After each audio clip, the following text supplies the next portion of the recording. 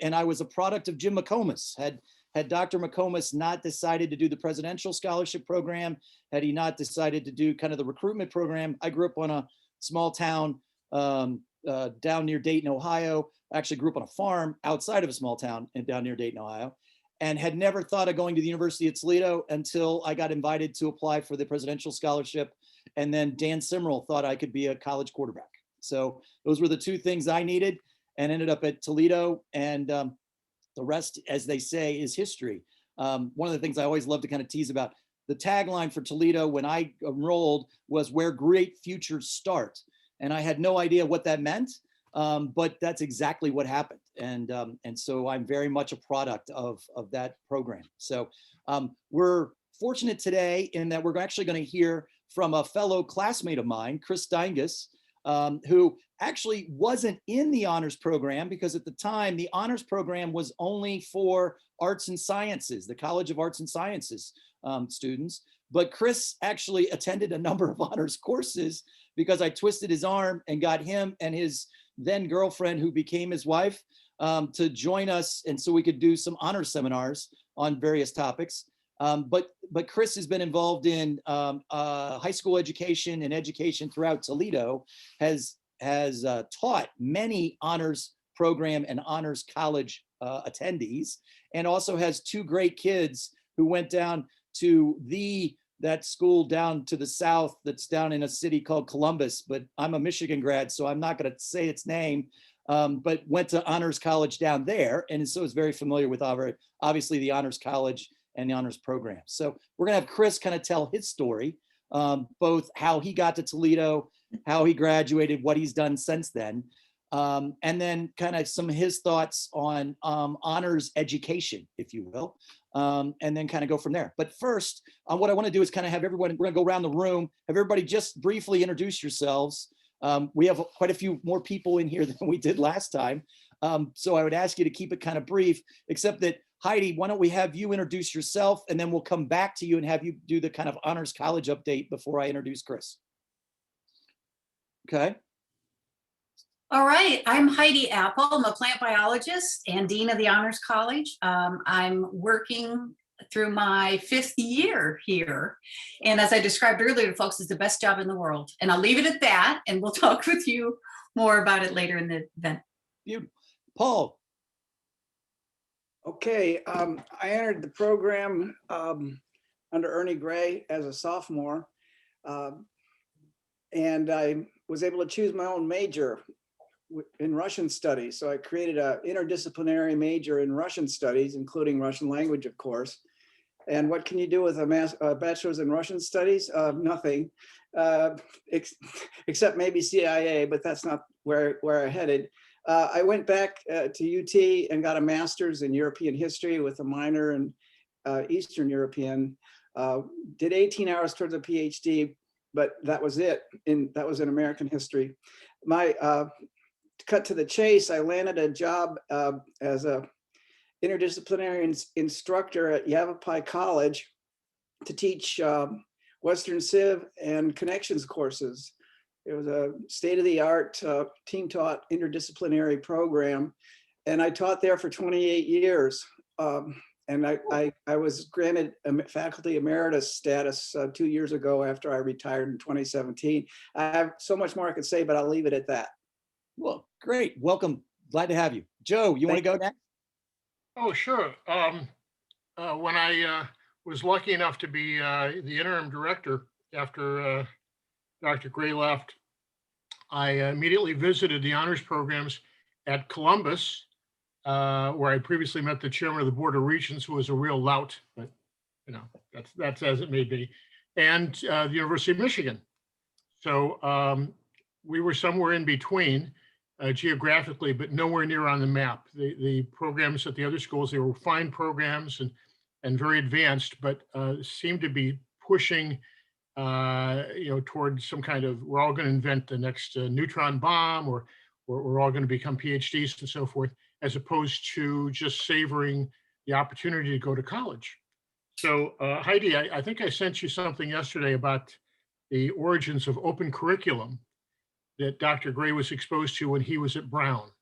And of course, anyone who was there during the program with Dr. Gray know that he had that captain's chair in his office. And you may remember it said Brown on the back of it, which is where Dr. Gray had come from previously, which had an open curriculum program, started in 1850.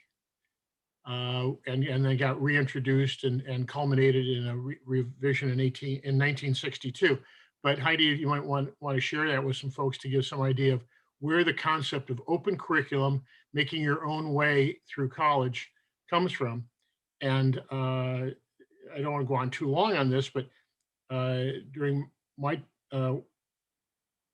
term as a student, we had this very interesting no prerequisites opportunity, so you could take any course without taking a prerequisite. Huh. In fact, the rule was you could take any course on that campus by walking in and saying, I'm here.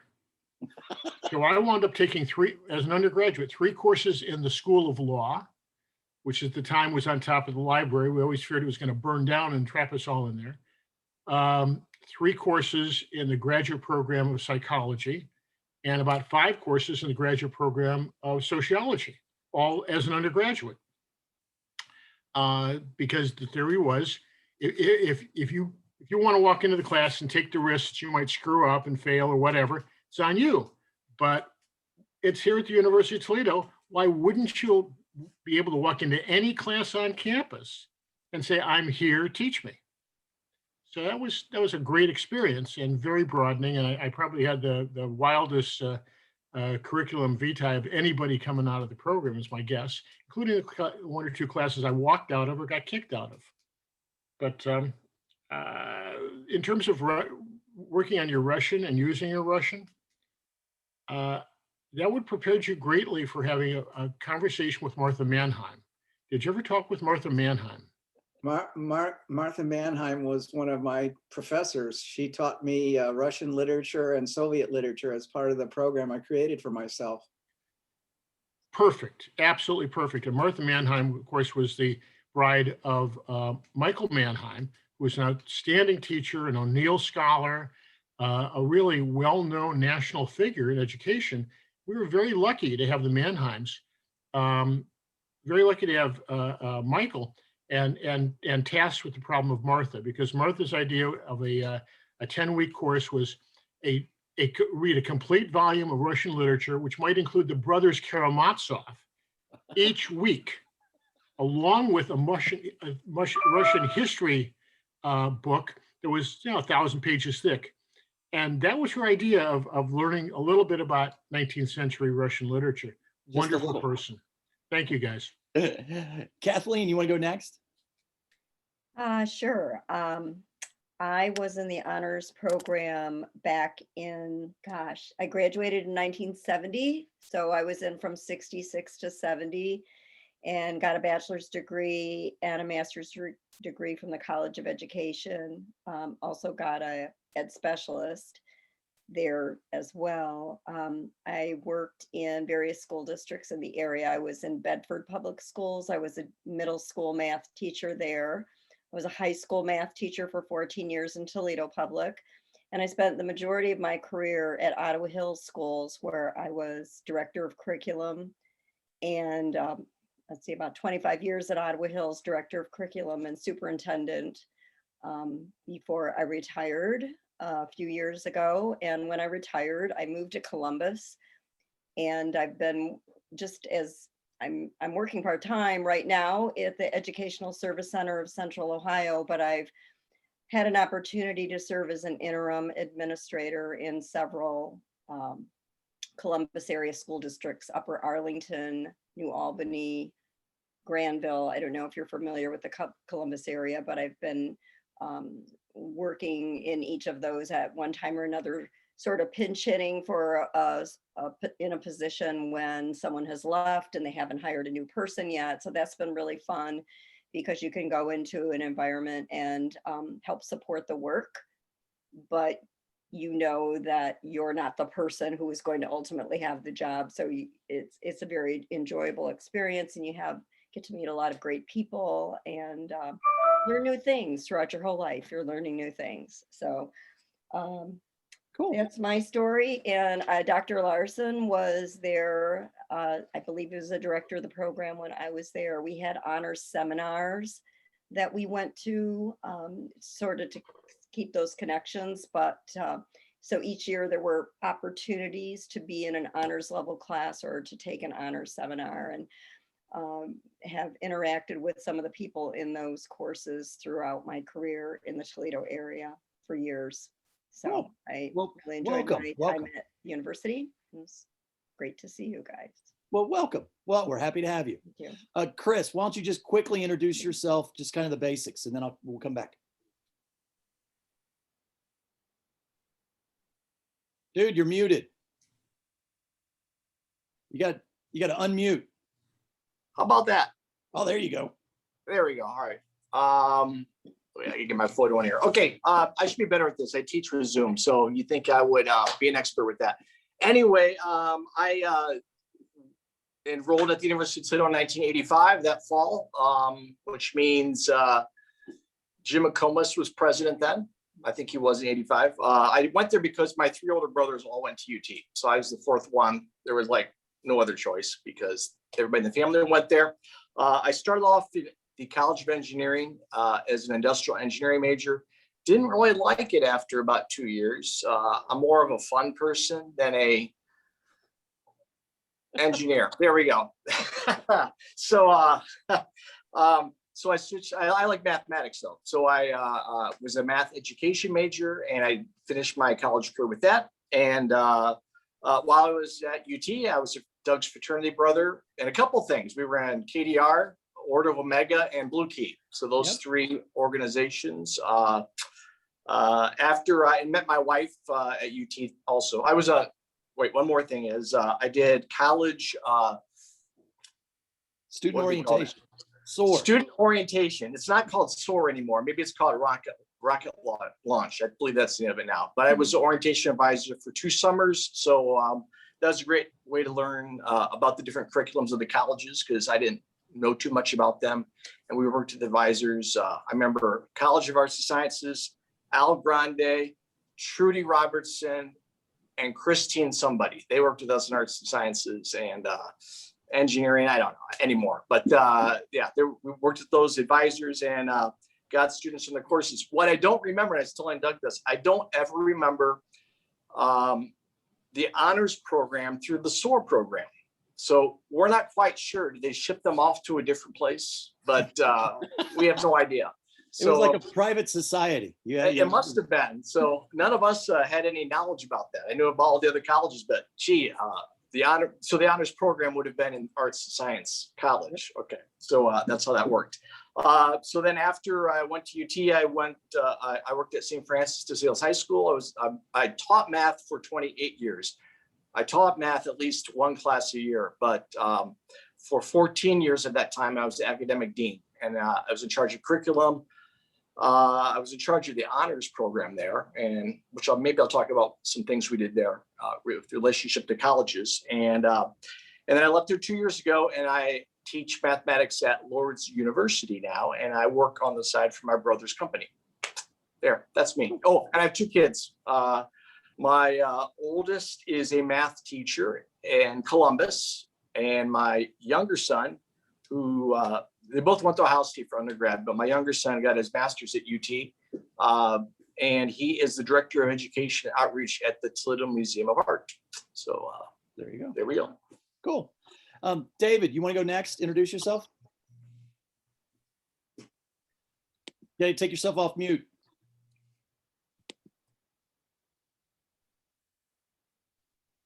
Can you hear me now? Yeah, there you go.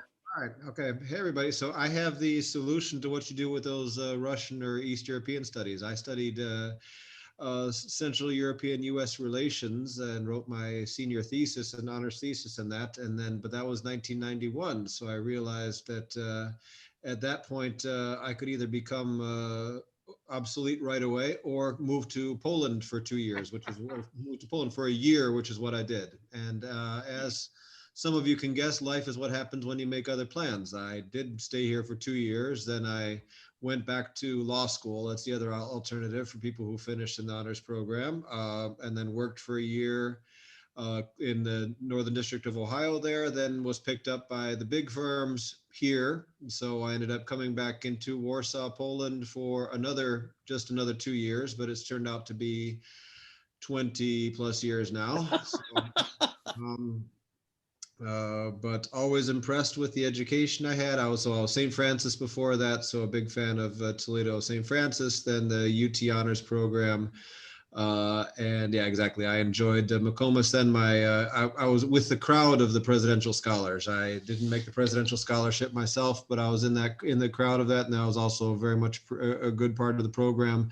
I was under Dr. Bischoff at that time. I don't know if any of you remember him or what he's up to these days. So I assume he's retired by now.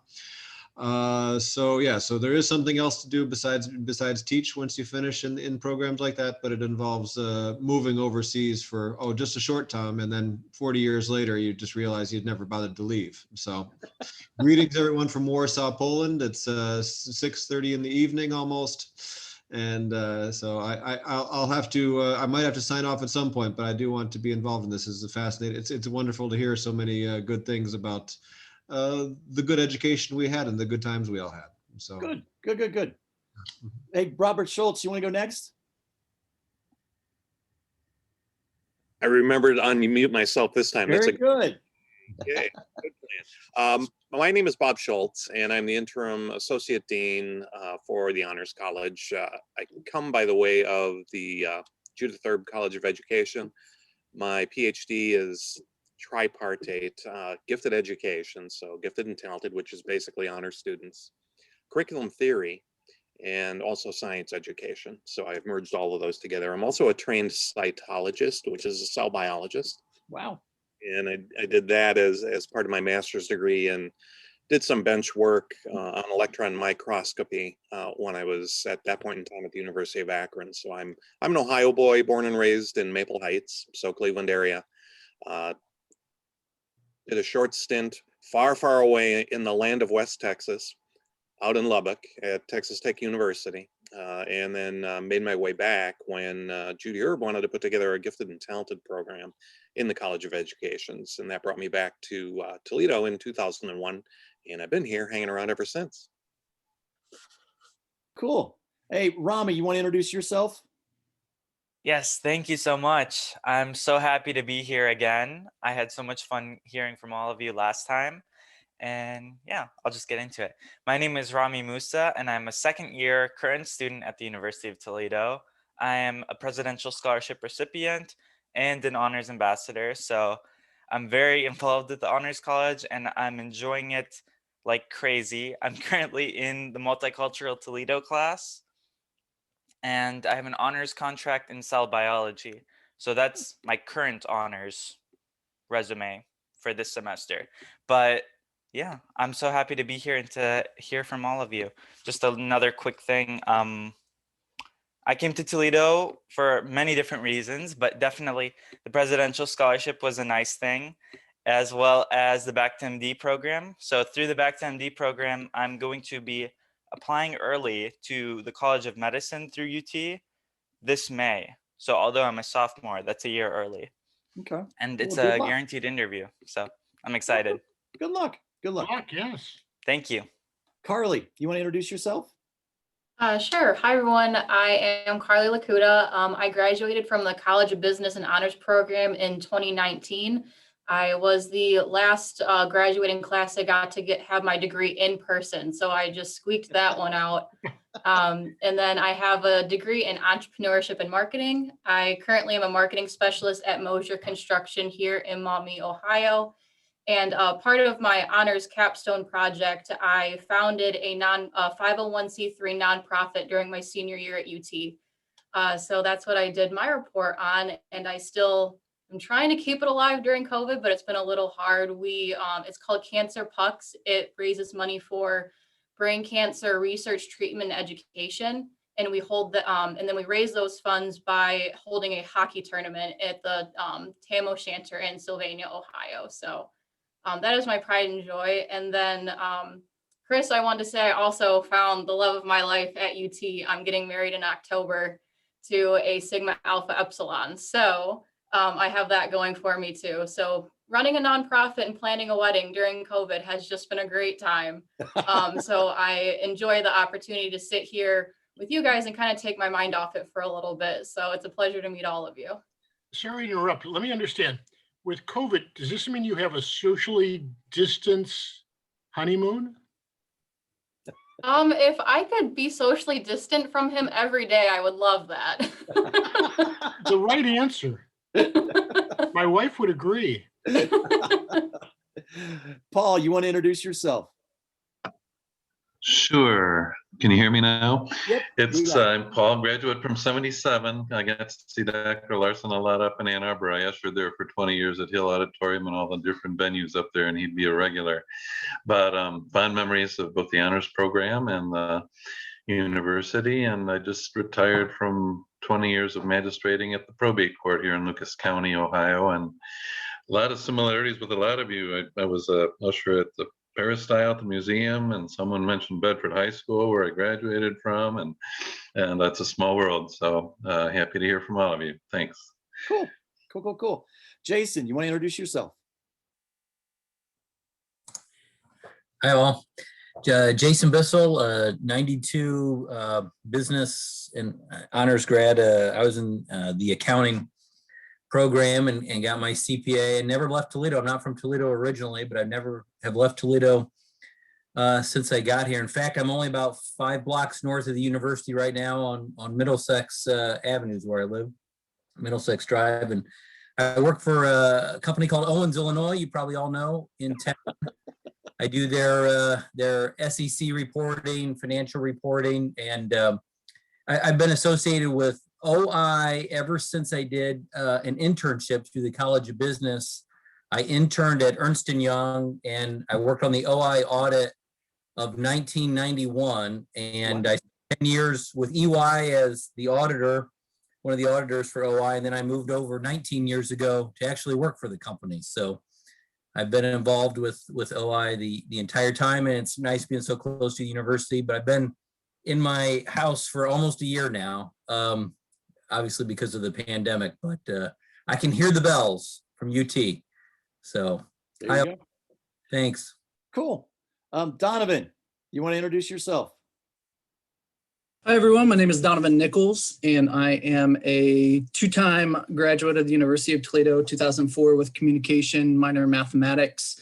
Like Chris, I think he talked about being in engineering first. I started off in mechanical engineering and then just realized that my passion was in student affairs and just being involved on campus. So switched my major and then got my master's in higher education administration. I am a current doctoral student in my 3rd year in higher education. So hopefully next January, I'll be starting on my dissertation and working on that. I have worked at the University of Georgia, as well as the University of Nevada, Las Vegas, and the University of Toledo. So I've made my rounds around the country and working. And I am, as of March 19th, I will be retiring from student affairs, and I will be moving on to work on my 3 values in life, which are love, education, and innovation. And so with love, I have a 1.5-year-old son that I'm very enthralled with and want to spend more time with him and my wife. And so I needed to make a work change in order to have that better work-life balance. And then with the education piece, it's the doctoral work, and then innovation. I'm currently working on a book. I used to teach the Levis leadership class, and I would teach them how to solve a Rubik's Cube and why a Rubik's Cube is like leadership. And so I'm going to be now writing a book on that. Cool. Sounds really cool. Welcome. And Mallory. Hi, everyone. Apologies, I don't have video here in the office. I added a picture. My name is Mallory. I'm a defense analyst in DC. I work at the Center for Naval Analyses, or CNA. It's the federally funded research and development center for the U.S. Navy and Marine Corps. I graduated from UT with my Bachelor's of Science in Chemistry from the College of Arts and Sciences in 2011. So I think it was the last graduating class before they split off and chemistry became part of the Natural Science and Mathematics College. But then after undergrad, I went on to get my PhD through Oak Ridge National Lab and the University of Tennessee down there in Knoxville. But I still feel strong ties to Toledo. I'm forever a Rocket. I came to Toledo from Illinois on an athletic scholarship, so I played volleyball for UT as an undergrad, and joined the honors program my freshman year. Professor Dank was one of my academic advisors, not sure if he's still around. Also spent time with Larry Connon and Paige Armstrong. A lot of fond memories of the honors program, and made some lifelong friends, still keep in touch with a lot of them, even though we're spread out all over. I really enjoyed being able to take classes that exposed me to literature, politics, poetry, alongside all my science classes. I think it made me more marketable here in DC. I think having that depth and range. And I also met my husband at UT. A few of you mentioned that. So he's a native of Ohio, an OSU fan. Don't worry, Doug, he won't hold it against you. And then I guess the last thing I'll mention is 2018, I became one of the Edward H. Smith Outstanding Young Alumni as well. So want to stay engaged. Happy to see you all. Hopefully, this is my first event, but hopefully we'll attend more in the future. Cool. Well, welcome. Great to have you. Hey, you didn't happen by chance. What years did you play volleyball? 2006 through 2009. Okay, so did you know Kelly Hartley, or had she left by then? I didn't. She may have graduated before I got there. I got you. She might have actually been coaching down at Bowling Green, unfortunately. So. Okay. A rival. Exactly. So, but she's now the athletic director actually at PU Fort Wayne, and went on to be a very good volleyball coach, and now is on one of the NCAA steering committees. So. We played at Uipui in our preseason a couple years when I was there. Yeah. Well, there you go. Well, this is exactly what this is intended to be. It's basically an excuse for us to get back in touch with people and to hopefully grow this to the point that we then can start to do business with each other. We can reconnect with each other, and we can do things to benefit, obviously, the current students of the Honors College, as well as potentially help recruit future attendees to the Honors College, right? Is really the intent. And so there's a couple different ways we're going to do that. One is going to be getting you regular updates. And so Heidi, just to give you a forewarning, I'm going to ask you to kind of provide your kind of 5 minutes, 10-minute update here in just a second. But the second is we want, part of the reason we have you register to be able to get into this is so that we then have your contact information, and we can make sure that you're getting some of the regular mailings that are going out. There's a newsletter that's going out from the Honors College. There's a LinkedIn page that you can become a member of. And so we're going to be doing a number of other kinds of things like that to make it easier for people to reconnect and to stay connected, both to the University of Toledo and specifically the Honors College. So with all that said, Heidi, you want to kind of talk and give a little bit of update on the Honors College itself and what you see happening? Sure. First of all, I just have to say how amazing it is to hear the stories in two senses. One, what it was like originally, and also to hear the paths that each of you have taken. And this constant theme of being interested in multiple things and having talents in multiple areas just keeps coming through. And I get a lot of vicarious pleasure out of that. And I guess it's a good thing, being an honors administrator, that you do celebrate that talent. The Honors College is in some ways the same as it has always been, and in some ways very different. So that spirit of inquiry and open discussion and thinking across disciplines happens all the time and is really a hallmark of all of our classes. And for those of you who took reading conferences, which was taught as a great books program back then, that still lives on in a slightly modified form, but that is still the kind of the gateway course into the college. But there, some of the similarity ends, because in contrast to a couple dozen students having late night talks in whatever the space was at the common space at the time, we now have almost 1,200 honor students. And, you know, in the one sense, you can say, oh, that's terrible. How could you ever have any piece of the same kind of experiences, you know, you had back when there were fewer? But that's actually not quite true. They have those, they have them in different ways and in different places. But having more students means that the benefits of honors, the ability to be challenged to think more broadly and deeply about what you're learning or someone else is saying, communicating your, thoughts and opinions clearly on things, that is an opportunity that students of all majors needed on campus. And we had that. It was, originally in arts and letters, and it was sitting in the College of Science when they were merged. But when we got, when that changed, there was a recognition that everyone on campus needed it, students from all majors. And so now we have, we're actually about 70% STEM because of the nature of our university, with natural science and mathematics and pharmacy and nursing and engineering, of course. So we're 70% STEM in terms of student population, but we have students from business, from education, from arts and letters, from all of the colleges. And there is a tremendous benefit of them interacting with each other.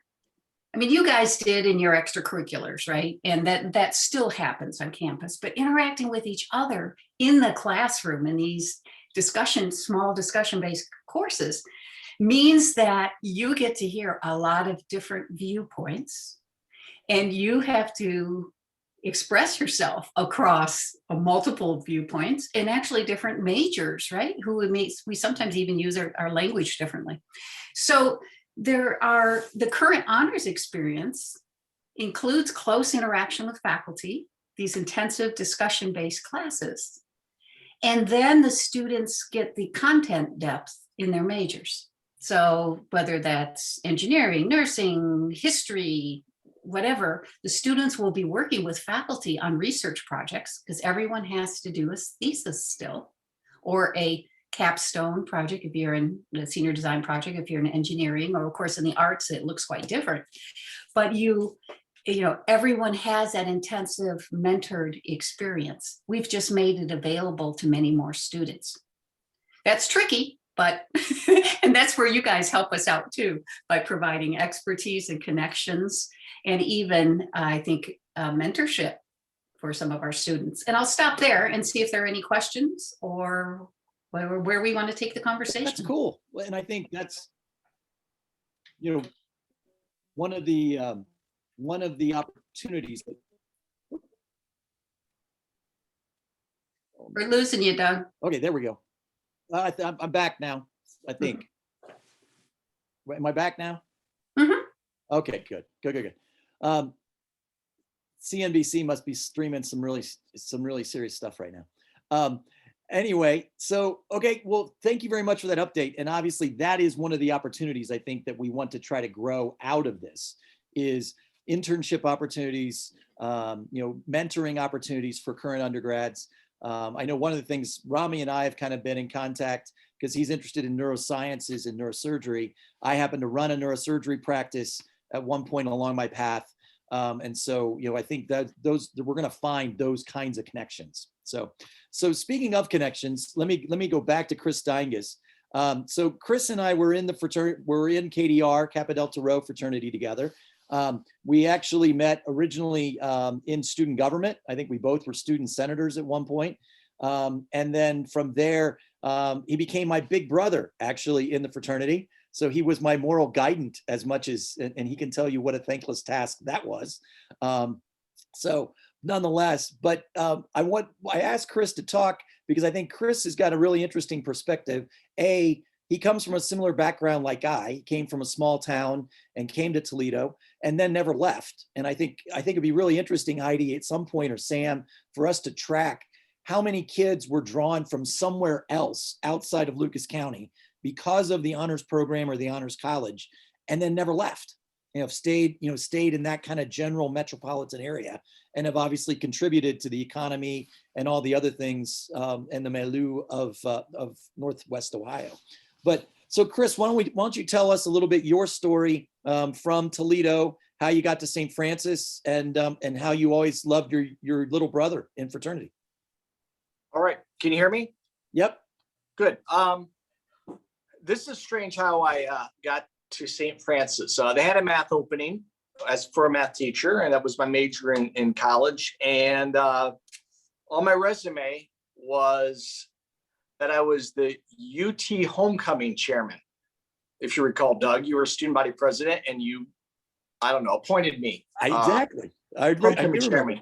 And it was that year that we started Homecoming King. So I like to take credit for, I was the guy who decided to have Homecoming King. So that would be Troy Favish, the first Homecoming King. Exactly.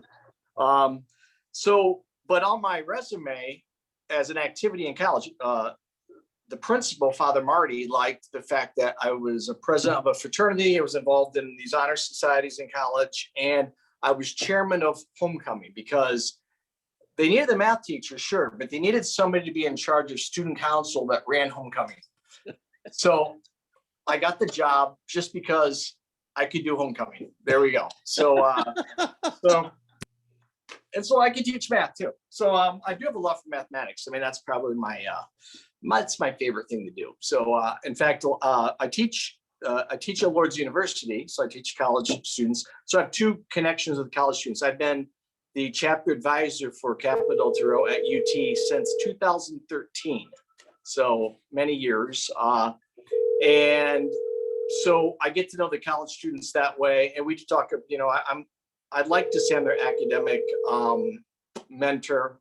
I don't know, but let's say I am. And so I work with students that way. And then at Lourdes, where I work with students, because I teach them.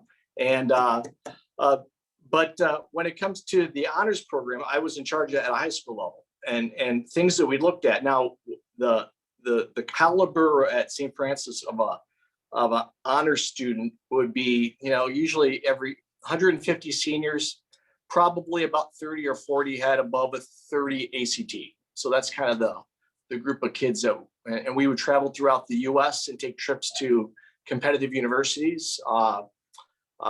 We would take trips to Notre Dame, Loyola, University of Chicago, Northwestern. We do trips to Harvard, Yale, Brown, Columbia, Fordham, places like that. So we would kind of push our kids to competitive places. Now, a lot of our teachers came from the University of Toledo that were at St. Francis. So we'd always kind of push UT. The tough thing about Toledo is kids don't want to stay in Toledo. They want to go away to college like I did. I was from Leipzig, which is about an hour away. And that was my choice. My sons were the same way. So my sons are both honors students at Ohio. They were in the honors program. They don't call it the College of Ohio State, but honors program at Ohio State. One just did it and he did it. And then I don't know if he got much out of that. The other one got heavily involved that he did. He was an arts scholar within the honors program. And he was on the steering committee, and he would be in charge with other students to travel in the US and do things that impacted them with the arts. So they would take trips to Washington, DC and include art. I wish I knew more about that. I should talk to him more. With arts at Washington and Boston, they'd go to take New York City trips, and those are the arts scholars as part of their honors program. And so then he ended up going to UT for his master's degree. So then my son taught English literature at UT. And then from there, he went to the Toledo Museum of Art, and he works for them now. And he was last month's Employee of the Month. So there's a shout out to my son for that. But he's a proud UT grad also. I don't think we have the honors program as a master's degree. True? Probably not. But I do like the honors college is more prominent than it ever was when I was in school's honors program, correct? It wasn't called the honors college. And there's dedicated housing for that now. And I did have some KDR brothers that I advised that were RAs the first year that they had the honors housing there. So we do have a few boys that are part of that program, and they are quite intellectual. And it's a good way to bring people together. It'd be nice to have, I love trips. Trips expand people's horizons beyond the city of Toledo. I don't know if right now it's very tough with COVID, but in the future, I'm always big into, is it possible to take a group of students and take them to meet alumni that are successful in New York City or Chicago, trips that would not be too expensive, and having them talk to them, mentor them. That's what we did at St. Francis when we took these college trips. Part of the trip was an alum would sponsor the trip. So we would go to Loyola in Chicago, and the dean of the law college was a St. Francis graduate. He'd host us, have dinner with us. So I think that'd be neat for UT students at the college level now, because you're closer to getting a job, to meet alums in that same way. So take a trip, meet some successful UT graduates that live in major cities, because there are more resources in major cities. And that's something I love to do. I'd love to chaperone those types of things and meet other successful alumni. Chris, Not including myself, just others. Well, dude, I think that's a great idea. And Sam, what I would do is toss to you. I know, because my master's degree is from the University of Michigan, and the University of Michigan Alumni Association actually does a really good job of sponsoring those kinds of trips where professors from U of M will go along and kind of, you'll go like to Paris or you'll go to wherever. And so someone who's an expert on Parisian history or Parisian architecture will be almost like a guide on the tour, right? Kind of thing. And then they also have some that are more professionally oriented, meaning, so like I've been a part of a couple of the public health school where they took a group of us alums. We went to Chicago and we tried to solve a health crisis problem on the south side of Chicago, right? Almost kind of like a working 3-4 day. But again, it was all about connecting alumni. And there were a couple, Rama, you would enjoy this. There were a couple kids that came along, both undergrads and graduates, grad school kids, to then get contacts with the alumni, but also, and that was almost all entirely, I'm assuming, underwritten by the alumni who went, because we got charged, was a pretty expensive trip to Chicago, but I knew that when I signed up, right? And that offset, I'm assuming, the cost of the students attending and that kind of stuff. So I think that's something else you could do here. Dina Pell, are you there? Are you muted? She can hear you. Yeah, I can hear you. All right, terrific. Dina Pell, I'd mentioned to you that there had been a late night visit to the Honors Lounge by the campus police. Do you want me to recount that for you now, since you're in the dark? I will, as long as it doesn't involve offensive language. Well, it could, but I'll make sure it doesn't. Thank you. The offensive language is what Dr. Gray would have called the offense of the visit itself. Yeah. Unknown to, I think, virtually everyone. One night at the Honors Lounge, one or more policemen came into the lounge late at night. Everything had been locked down. And they came to our small library and they took one book out of the library. And they took it back to the campus police office. I'm not sure exactly how Dr. Gray found out about that. I suspect he was called by the campus police. And so he went to see them. And he explained to them why that was a pretty bad idea. Dr. Gray had founded the Toledo chapter of the ACLU after he came to Toledo. And I think if he were here, he'd appreciate my telling, this very humble kind of, just that's how he lived, that's how he did. He didn't tell anybody about this. He went and quietly explained why removing that book was not a great idea for a university. Now, I'll avoid the smutty part. The name of the book was The $100 Misunderstanding. It was published by Grove Press. And at that time, the Honors Lounge had the subscription to The Village Voice and a bunch of Grove Press books, and the left, the far left, the wacky left, and some pretty smart people on the right as well. Village Voice was a great paper. But The $100 Misunderstanding, in 2 sentences, was about an 18 or 19-year-old college student looking to hook up with a 14-year-old hooker from the ghetto.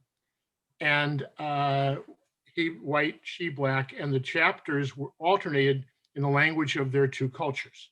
So there was a black English chapter followed by a white college student chapter. And it was pretty innocent. And the $100 misunderstanding was about the price of what the boy wanted. Why the police took it, I don't know. But it's a vignette about how the price of liberty is eternal vigilance, I think is the term. So that's the end. That's the. I'm sorry the story wasn't more robust. No guns blazing, nobody in handcuffs, and so forth. But one of those subtle little adjustments in life to keep people on the right track. Gotcha. And I noticed when you talked about, inquiry, discussion, and across disciplines, about being a real feature of bringing students together and faculty, because those discussions, some of those discussions, you couldn't tell the difference between the faculty and the students because it was a discussion. Right. It wasn't a lecture. Yeah. So as much of that as you can support. And one last point, someone's going to raise scholarships. When I was at the honors program, and I don't know if this was widely known, there was a practice with the university that no honors student should lack for tuition. So tuition was free for all honors students. I don't know if you guys knew that. No. The university was proud to have an honors program. Tuition was a lot less. It was $10 a credit hour. Okay, so we're talking like $150 a semester. But the point was, it was important to support the honors students if possible. So, and maybe as an inducement to get them to come in the first place. Right. That was another feature. So Dean Appill, would you get a few $1 million, sum together so we can make sure nobody who qualifies and should be in the honors program should want for tuition? So Joe, I'd love to do that. And all funds are established in partnerships, often by alumni. Really? Okay. So we can collectively talk about, providing some of that. None of the current support for honor students per se is needs-based. The university has a band of academic performance that will generate an automatic scholarship, but they don't have any needs-based per se. Now we have one small fund that's spinning off about $7,000 a year that was established long ago by the Hubners for financial exigencies. And so that goes through the scholarship office, and they check the FAFSA information of applicants. And so we've been able to support students in that way, particularly international students who are in the honors program who don't have access to some of the other the CARES Act, COVID Act money. So I would like to say something about the different time period that Joseph Piasecki and I experienced when we were at the University of Toledo. One of the things, of course, was when the Russians launched the Sputnik. Almost immediately after that, there was this huge federal infusion of money into higher education for foreign language study, for science, for technology. That Sputnik thing really scared the hell out of the United States. And it also, that reached the university in lots of different ways, with funding for programs, with salaries, who knows what. But there was also the possibility of professors being radical or Marxist. I remember we had one Marxist historian on the staff at the time. And I don't think it was outside the realm of possibility for FBI or CIA, FBI especially, to trail or track some of our professors who were active at that time. One of my active in the anti-war movement specifically, and I subscribed to Pravda. The first year I took Russian, and my political science professor, Steve Derner, when he learned that, he said, "Ewing, the FBI has your name on a list because the newspaper Pravda is the Soviet communist organ that comes to your house every day. You're on a list, I guarantee." So I think there were other professors and students at that time who were on such lists to help pay my way through college. And I'd forgotten that tuition was free. Well, my first year I did pay my way through, and I worked in the Merchant Marine on a Great Lakes freighter. And before I went out there, I had to sign a document from the Coast Guard that said that I was not a member, and they had a list of some 200 to 250 socialist and communist organizations. So, the more things change, the more they stay the same. Exactly. But at the same time, I would like to say that it was a different time. It was a historical time, and we lived through that. And the honors program had to suffer some of the consequences, such as the police taking the book off a shelf because it was considered subversive or radical. Well, what's ironic, you talk about changes in time, right? So I enrolled in '86, and I can remember Jim Larson saying the cultural history was the kind of first class, this first seminar class that you took your freshman or sophomore year. And so we were in that class, and Jim said that a well-educated person would have a subscription to the New York Times, the Wall Street Journal, Newsweek, Time, and Rolling Stone. And those were the 5 that he threw out. So I immediately went out and signed up for all 5. And then my parents called and said, Doug, we hear you're getting all these subscriptions. Why are you doing this? And I said, well, because I want to be a well-educated person. And so that's what I was told to do. So it's interesting to see how things change, obviously, through time, right? And tenure. And of course, today, my daughters don't even know what a magazine or a newspaper is. So. Well, I subscribe to most of what you're talking about. New York Times is a thrill for me, especially the review of books. But I went on to University of Pennsylvania in the PhD program, and I had a fellow student there. I was in the Wharton School, and at the Wharton School, I spent every night at the Science Center, at the Data Center, and every day at the library, all the time. And all the time I was there, there was one classmate I never saw. He had come from Fordham as a transfer student, and I never saw him, never at the library and never in the Data Center. He went on to become president, and I actually went to school with, but didn't see Donald Trump. It's just a footnote to history as to how things wrap around and come around and surprise you later. Absolutely. Well, hey, so Chris, let me go back to you for just a second. Is there anything that you would like the Honors College at Toledo to know from your perspective as having been obviously a leader of education in the city of Toledo that would make the Honors College more competitive or more appealing to high performance, high ability kids, either in Northwest Ohio or anywhere else in the state of Ohio or the Midwest? I had to get some noise on there. Okay, so I think having maybe prominent alumni go to schools to do a presentation, like this is what the honors program did for me. I'm just thinking at St. Francis, I do not believe we had a presentation from the UT honors program at all. So, and in Toledo, the Honors College should probably push for St. Francis, St. John's, Ursula, Notre Dame, Ottawa Hills, Maumee Valley Country Day, Perrysburg. A lot of schools have some really good students that end up going away. So they want to keep them. They're going to have to go out to them and make an impression. Okay. Cool. And then what's your one biggest memory of UT? The night before spring break, you called me up. The night before spring break, you called me up and said, I've got 2 tickets to spring break I just won. Do you want to go? I said, I can't get out of work. I think the night, the bus left in 6 hours, and that's I didn't true. go. That is a true story.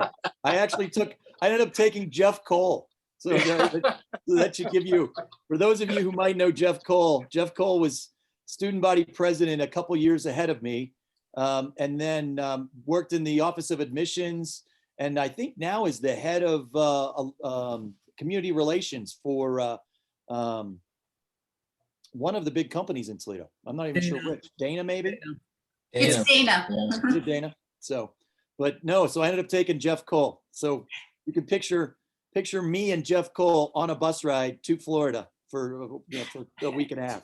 He was my summer roommate for SOAR. Well, there you go. There you go. Well, hey, listen, guys, at 12:58, this time has flown by. I appreciate very much each of you spending the time to join us. I would ask you to do two things. Number one, spread the word. Feel free to invite former classmates and other connections, other folks. We really don't have a true requirement. We're calling this an honors college alumni event, but people don't necessarily, we're not verifying IDs or anything like that. So, but spread the word. Rami, let's get some more kids on this, because I think that's where we could get some real connections going, number one. But the second thing I would ask you to do, we're already working on future alumni to feature. So if you have suggestions, if you have ideas, feel free to send those either to Heidi or to Sam or myself. Reach out to us on LinkedIn. I'm an entrepreneur, so I have a variety of different investments in a number of different companies and have a number of different interests. And I'm always looking for interesting ideas. I'm one of those people that I think I've typically referred to as a connector. So if there's something I can ever do to help people, feel free to look on my LinkedIn page or other places. And if I can connect you to somebody, I will certainly do that. And then the third thing I would throw out is don't forget your alma mater. Obviously, I know I would not be who I am today if it hadn't been for the University of Toledo and all the guys like Chris that I met and became great friends with and changed my life. I'm a regular contributor. My wife and I, she played tennis at Toledo. I played football. We came from the same high school, but we didn't like each other back then, but that's beside the point. So nonetheless, ours is a Rocket house, though she is an Ohio State fan, and obviously I'm a Michigan fan. So we are a house divided in some ways. But we make annual checks to the Alumni Association. I think one of the things that we will want to work toward at some point is how do we strengthen the honors college, and obviously cash is always one of those ways to do that. But I think what I'm going to ask you to do is actually invest something even more importantly, which is your time and your talent and your connections. All right. So if we can have those four things, I think we can really help spread the message of this asset that's somewhat kind of hidden at the University of Toledo, and we want to publish it because I think it's a really cool thing, and I think it's produced a lot of really good work over the last 35, 40 years, which is just amazing. So, Heidi, anything from your standpoint? No, just nothing much more, but thank you for all the stories. Thank you for the time you spent today. And there's a lot of fun people on this call. And I don't know about you, but it was a wonderful break in my day. And I hope you join us for another one. Absolutely. March 24th. Yeah, I was just going to say March 24th, right? Yeah, so we're going to continue to do these monthly, and we've talked about trying to do kind of like a mix, something like this that's a little more informal and not necessarily with a theme, but then also have some honors networking that has a theme to it, such as entrepreneurship, which is something that we're working on for potentially this April. But our next virtual connection will be March 24th, same time, the noon time frame.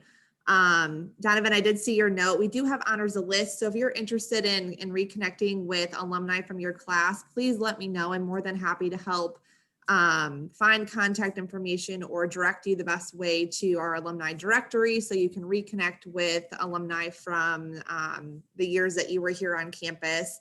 The college also has a LinkedIn page, which I dropped that link in the chat box. So if you have a LinkedIn, I highly encourage you to join the LinkedIn page that's specific to the Honors College and former program. But most importantly, thank you so much for attending. It's the best part of my job to get to connect with our alumni. And the one thing that the virtual world has brought us is an opportunity to meet with those that are not necessarily in the Toledo area or can't come on campus to see us. And this has been a wonderful opportunity for me to meet all of you. So thank you so much for coming, and we hope to see you next month. Cool. Hey, thanks guys, appreciate it. You had said March 24th, do you mean March 25th? Is that what I said? I just want to make sure that I have the right date. Let me look at my calendar to make sure. You said March 25th, Thursday, March 25th. That's got what it's got to be. Thursday, March 25th. Okay, perfect. Is it Friday yet? I will send an email out to everyone recapping it with the calendar invite, and we'll send out an email for that as well with the correct date. Thank you. Nice Cool. meeting you all. Hey, thanks, guys. Bye. Bye-bye. Take care. Thanks, Chris.